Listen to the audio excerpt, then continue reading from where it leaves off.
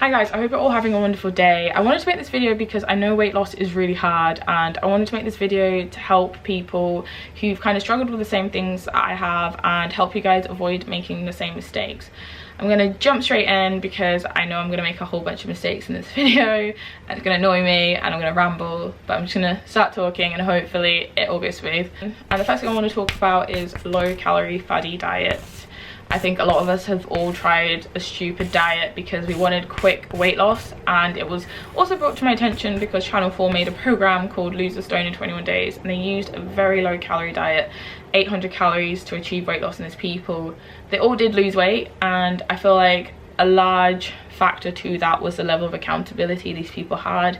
They were being televised on a national TV show and they were reporting back to producers, and I feel like the majority of people who will undertake this diet will probably do it by themselves and they won't be reporting back to their doctor or a TV program. But when you put yourself in such a large deficit, there are some worrying repercussions, long term and short term. So short term, when you put yourself in a really large deficit, your body clocks on right away. Hunger signals go right up, so you're going to be starving. Secondly, you're going to be tired because you're having way less energy than what you're used to, and then you're going to be moody because you're hungry. And then lastly, you're going to be dizzy because you're hungry and you have low energy levels. So I feel like this is going to make it really hard for the average person to stick to this because you're feeling crap. And I know that I've tried these diets in the past. I last about 3 days.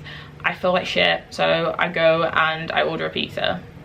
So I don't feel like these diets are particularly sustainable, and they shouldn't be the first option people reach to.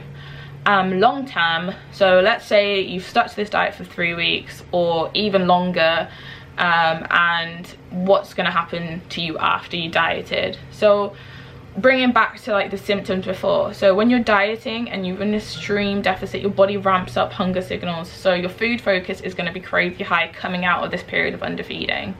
And then the next point is our bodies work on a supply and demand system, so the less you put in, your body will learn how to work with less and slow down its biological processes, which means your metabolism will slow down. So by the end of this period of underfeeding, you're going to be in a more vulnerable position to gain weight. Furthermore, most of these diets, it's highly unlikely you're going to be able to exercise because you're going to be feeling so crap. So if you don't exercise while you're losing weight, you have less muscle retention, because it is inevitable when you're in a deficit that you will lose some muscle, but if you're not exercising, you will lose more. So then again, you're putting yourself into an even more vulnerable position to regain weight, because muscle is a high respiring tissue, and if you've got less muscle, again, you're going to be respiring less, which means a slower metabolism. So I feel like these diets are a recipe to kind of like mess you up psychologically, because you're coming out with like a horrible food focus and you might end up regaining more weight than you lost. So I feel like it might put you in a position where you feel even crappier about yourself than you did at the start. Alternatively, I feel like everyone should just look for something that's sustainable, something that's going to fit in with their life, something that's going to fit in with their family and their kids, because you don't want to be feeling like crap and still have to take your kids to school and go to work and socialize. So that needs to be something at the forefront of your mind, is what is my life right now? I need something that's going to fit in with that. This is where I'll say, like, get a good coach on online PT, because they can work out how much you should be eating just to survive, and they'll put you into a slight deficit, or you can work that out yourself because there's loads of good calculators out there. And once you attain how much you need just to live, and you take away a little bit from that, you'll start losing weight. And then when your weight loss stalls, then you take a little bit more from that. It's far better to do this approach because you'll feel less crap if you're just in a deficit than if you put yourself into a severe one, because your body can still function if you're in a small deficit versus a large deficit. Okay, on to the next one, because I don't want to talk about this too long. It's already 4 minutes long. But the next one I want to talk about is focusing too much on the scale.